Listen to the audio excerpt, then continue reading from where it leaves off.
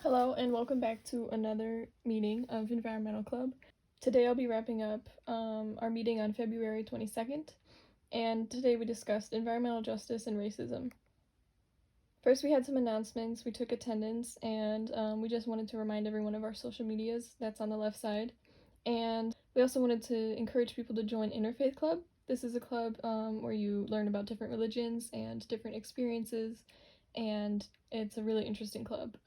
So yeah, join Interfaith if you can. I bet you can check out their social media for ways you can join. Next is another announcement. We'll be having field trips on March 22nd and April 22nd. The March meeting will be a trash cleanup on Thomas Road, and the April meeting will be a cleanup in Klein Creek. We'll be working with the Paws Club, cleaning up trash around Klein Creek Farm. Next, today's meeting is about environmental justice and racism, and we wanted to have that conversation about those topics because this month is Black History Month, and that is a month where you recognize and celebrate the achievements of Black people and their impact on our history. So, first off, we just wanted to explain what exactly is environmental justice. We went over the EPA definition, which is the fair treatment and meaningful involvement of all people, regardless of race, color, national origin, or income, with respect to the development, implementation, and enforcement of environmental laws, regulations, and policies. And below that, we went into more depth about the definitions of some of the words used in that definition. So feel free to pause the video right now and read through those. Next, we went over the definition of environmental racism. Greenaction.org defines it as the disproportionate impact of environmental hazards on people of color. Environmental justice is the movement's response to environmental racism.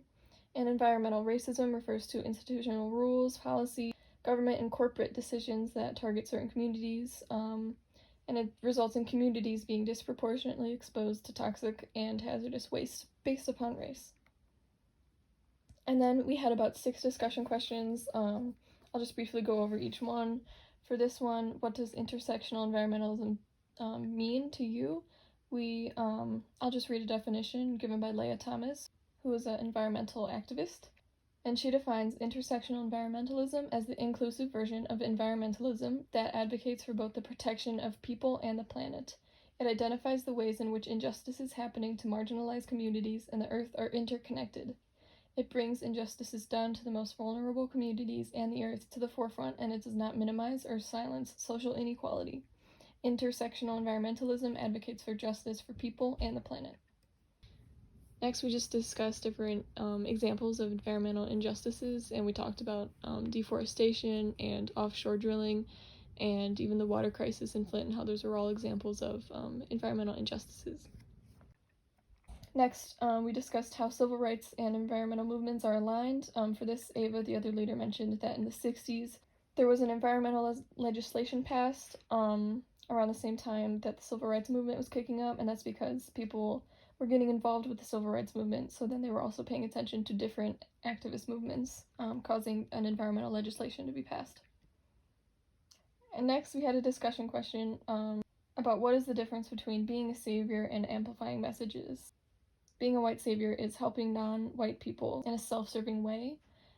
It's more important to amplify voices and to use your privilege to let other people's voices be heard instead of completely taking over, because we need to hear it directly from the people whose lives are affected by these different topics that we're discussing. Next, we had the discussion question, why do people and companies choose to place environmental hazards near low-income communities? My podcast also talked about this. In these communities, there's not a lot of investment, so big companies can put landfills and polluting industries like factory farms near low-income communities because no one else would build there because there's no investment put into those places.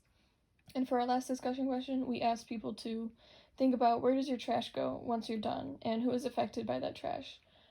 And like I said before, landfills are commonly built in low-income communities, so that trash and that waste affects them and their health.